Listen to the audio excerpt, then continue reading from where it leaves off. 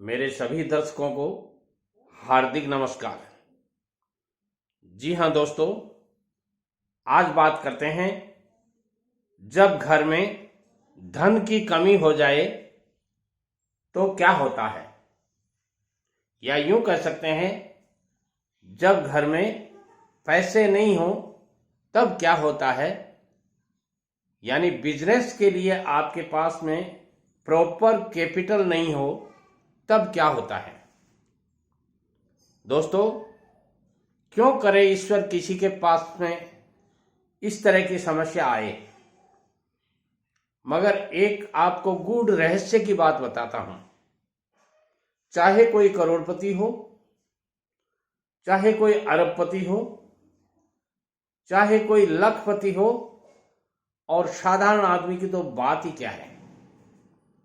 जीवन में उसकी हैसियत के अनुसार कभी न कभी पैसे की कमी महसूस जरूर होती है। चाहे आप कितने भी बड़े धनवान हो, करोड़ों रुपए नहीं, आपके पास अरबों रुपए हैं, मगर फिर भी जब कभी और उससे ज्यादा बड़ी जरूरत होती है तब आदमी को एहसास होता है कि वास्तव में ये एक बहुत बड़ी समस्या है।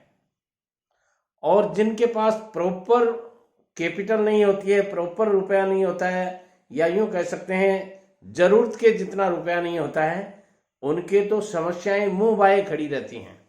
और ऐसी स्थिति में आपको पता है क्या होता है, यदि आप छोटी उम्र के हैं, इस तरह के तजुर्बे से आप नहीं निकले हैं, मान लीजिए आप 21 से 25 साल के हैं और आपके साथ में ऐसा नहीं गुजरा हो, तब बहुत बड़ी समस्या होती है। दोस्तों,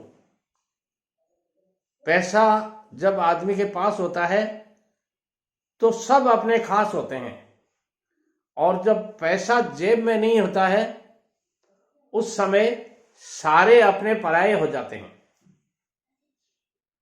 चाहे आपके दोस्त हों, चाहे आपके रिलेटिव्स हों, जिनको आप सगे संबंधी कह सकते हैं, भाई बंधु कह सकते हैं, परिवारजन कह सकते हैं, या जिनको आप अजीज मानते हैं, आपका फोन तक उठाना बंद कर देंगे। और यदि बाय दी वे गलती से उन्होंने उठा भी लिया और आपने पैसे से संबंधित बात की शुरुआत कर दी, तो शुरुआत में ही वो आपसे कह देंगे मैं आपसे थोड़ी देर बाद बात करता हूं। और ऐसी स्थिति में आपको एक शॉट सा लगता है, एक झटका सा लगता है, आप दंग रह जाते हैं, अचंभित हो जाते हैं कि ये क्या हुआ। ये तो इनको तो अपन बहुत अपना खास मानते थे, क्यों होता है ऐसा।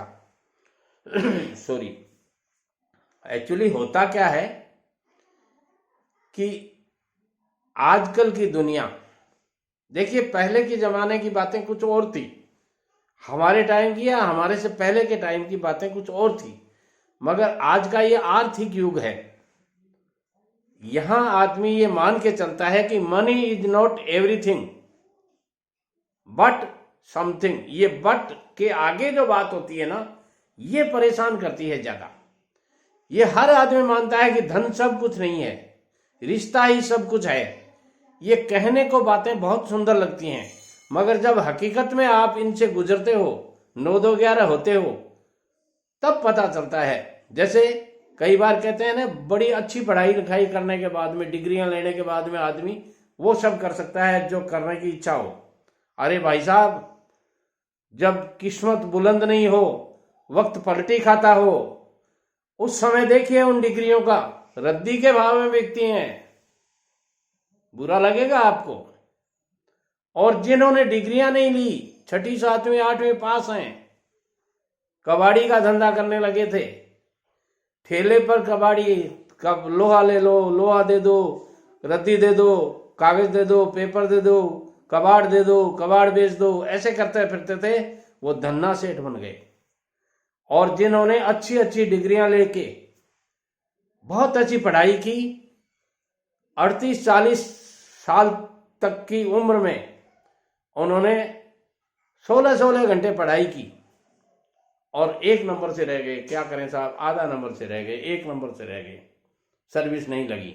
और इस उम्र में, यानी 40 के होने के बाद में चूंकि उनको वर्क नॉलेज कुछ था ही नहीं, केवल किताबें रटने के सिवाय। अब उनके समस्या आ गई, कहीं भी नौकरी लगते हैं तो जनाब सामने वाला बोलता है 7,000 रुपये देंगे साहब।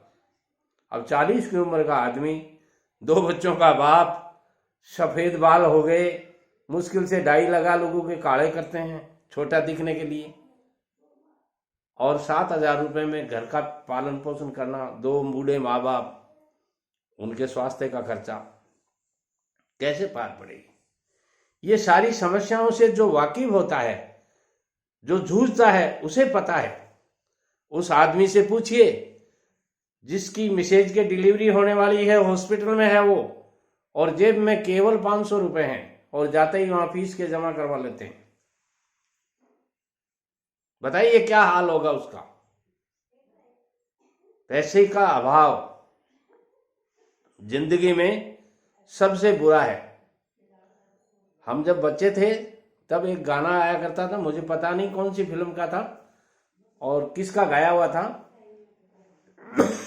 मगर उस गाने का मुखड़ा ये था, देने वाले किसी को गरीबी न दे, मौत दे दे मगर बदनसीबी न दे, देने वाले किसी को गरीबी न दे। इसीलिए दोस्तों मैं कहता हूं, चाहे आप छोटी उम्र के हों, चाहे आप बड़ी उम्र के हों, पहली फुर्सत में कमाना शुरू कीजिए। पहली फुर्सत का नाम क्यों लेता हूं मैं?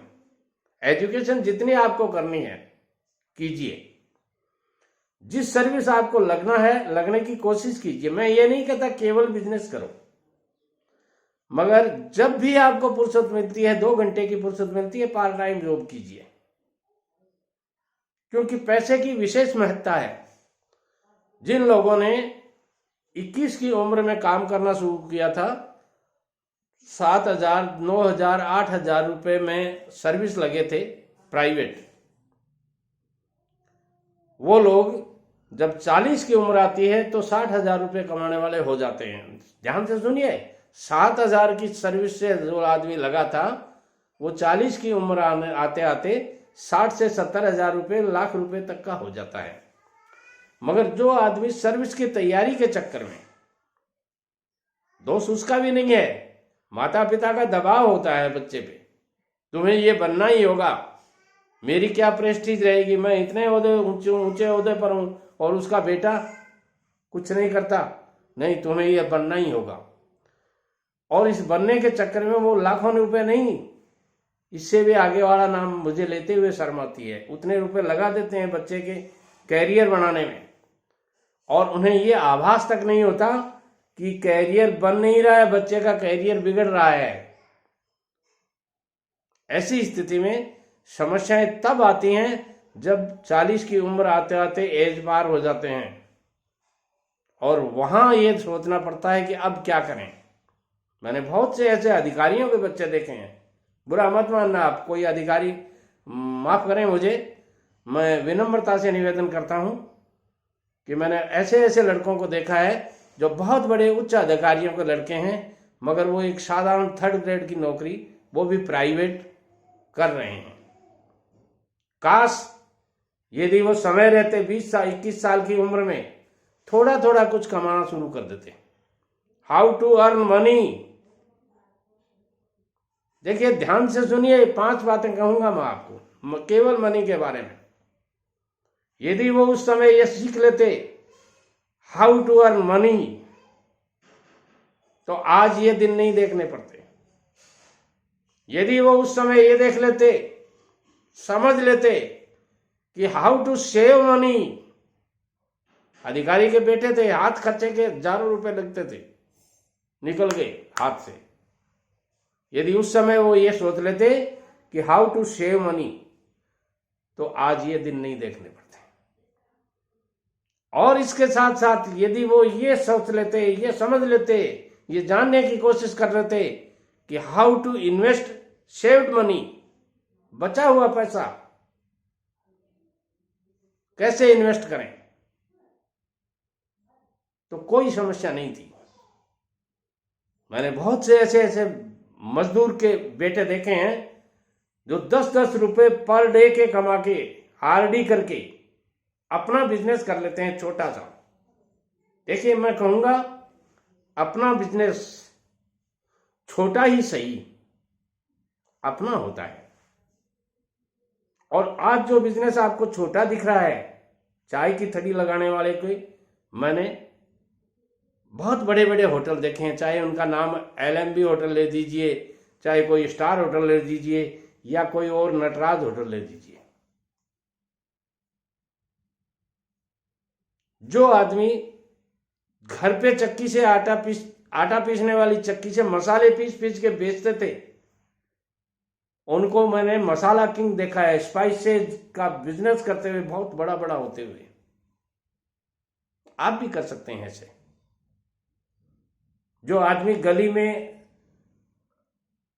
होजरी की दुकान खोल के बैठे थे, छोटी सी, जिसमें आप ताजुब करोगे, मैंने आंखों से देखे हैं कि 50 डिब्बे नहीं थे उनके पास में। जो होजरी के डिब्बे होते हैं ना, जो बच्चों के किड्स वियर्स जो होते हैं, वो केवल 50 पैकेट लेके बैठे थे।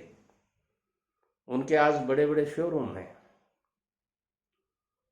जो केवल दर्जी की दुकान करके बैठे थे, एक आदमी बैठता था नीचे जमीन पे बैठ के हाथ से चलाने वाली मशीन से कपड़े सिलता था, वहां क्लॉथ स्टोर, बड़ी शानदार ड्रेसेस का, सूट का, और साथ में 5 दर्जी बैठे हैं जो ऊपर बैठने वाली मशीन से सिलाई करते हैं, और वो मास्टर दर्जी बने बैठे हैं। उनके बच्चे उसी दुकान के अंदर सूट का शोरूम बना रखा है, सूट का कपड़ा बेचते हैं।